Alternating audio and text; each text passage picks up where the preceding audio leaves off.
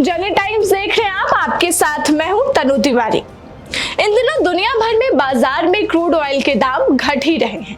करीब एक साल पहले जब रूस ने यूक्रेन पर हमला किया था तो क्रूड ऑयल का दाम $139 प्रति बैरल पर चला गया था। तब से अब तक दाम में काफी गिरावट आ गई है। अंतर्राष्ट्रीय बाजार में बीते शुक्रवार को अमेरिका यूटीआई क्रूड का भाव $66.74 प्रति बैरल पर बंद हुआ था। तब से यूक्रेन युद्ध शुरू हुआ है। भारत रूस से सस्ता क्रूड खरीद रहा है, लेकिन तब भी यहाँ घरेलू बाजार में लोगों को राहत नहीं मिली है। लगभग एक साल होने को है जब भारत की सरकारी तेल कंपनियों ने पेट्रोल और डीजल के दाम में कोई फेरबदल किया हो। देश में पेट्रोल और डीजल की कीमत में करीब एक साल से कोई बदलाव नहीं हुआ है। हाँ, जब केंद्र सरकार या राज्य सरकार ने इस पर ड्यूटी और वैट में कमी की है तब जरूर दाम घटे हैं। सरकारी ऑयल मार्केटिंग कंपनियों ने पेट्रोल और डीजल के दाम में आखिरी बार 6 अप्रैल 2022 को बढ़ोतरी की थी। उस दिन दोनों ईंधन 80-80 पैसे महंगे हुए थे। इसके बाद 27 मई 2022 को केंद्र सरकार ने पेट्रोल डीजल पर एक्साइज ड्यूटी में कटौती की थी। तब पेट्रोल के दाम में 8.69 रुपए तो डीजल के दाम में 7.35 रुपए की कमी हुई थी। तब से पेट्रोल डीजल की कीमत जस की तस बनी हुई है। वहीं दिल्ली में आज यानी रविवार 19 मार्च 2023 को भी पेट्रोल की कीमत 96.72 रुपए और डीजल का भाव 89.62 रुपए प्रति लीटर पर स्थिर रहा। क्रूड ऑयल से सिर्फ पेट्रोल और डीजल ही नहीं निकलता बल्कि लिक्विड पेट्रोलियम गैस या एलपीजी भी निकलता है। इसे ही सिलेंडरों में भरकर बेचा जाता है। इसी एलपीजी सिलेंडर से भारत के अधिकतर घरों में खाना बनता है।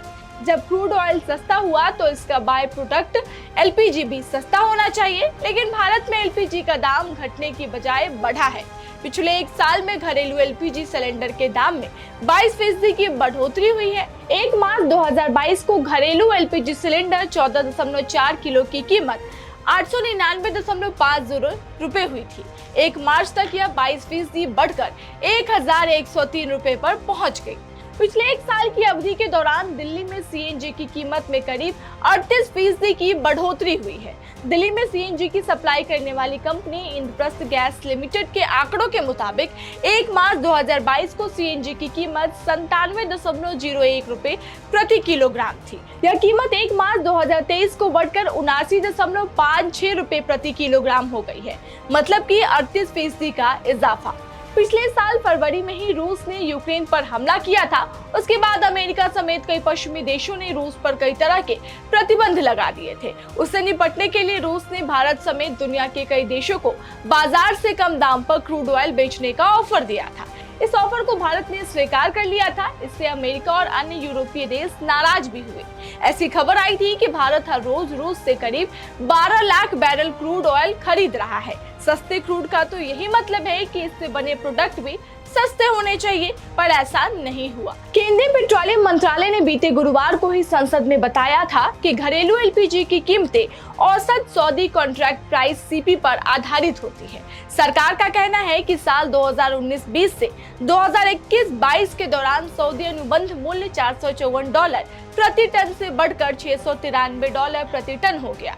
साल 2022-23 के दौरान फरवरी 2023 के लिए सऊदी सीपी $790 प्रति टन तक बढ़ गया है। इसलिए घरेलू बाजार में एलपीजी सिलेंडर की कीमत चढ़े हैं।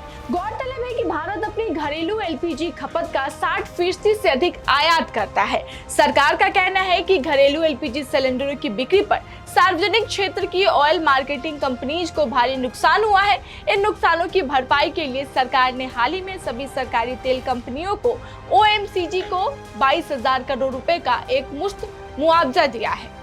पेट्रोलियम मंत्रालय के मुताबिक सरकार ने प्रधानमंत्री उज्ज्वला योजना के लाभार्थियों के लिए वर्ष 2022-23 के लिए 12 रिफिल तक 200 रुपए प्रति 14.2 किलोग्राम सिलेंडर की टारगेटेड सब्सिडी शुरू की है। ये जानकारी आपको कैसी लगी हमें कमेंट कर जरूर बताइएगा और देश और दुनिया की तमाम खबरों के लिए आप देखते रहें जनहित टाइम्स।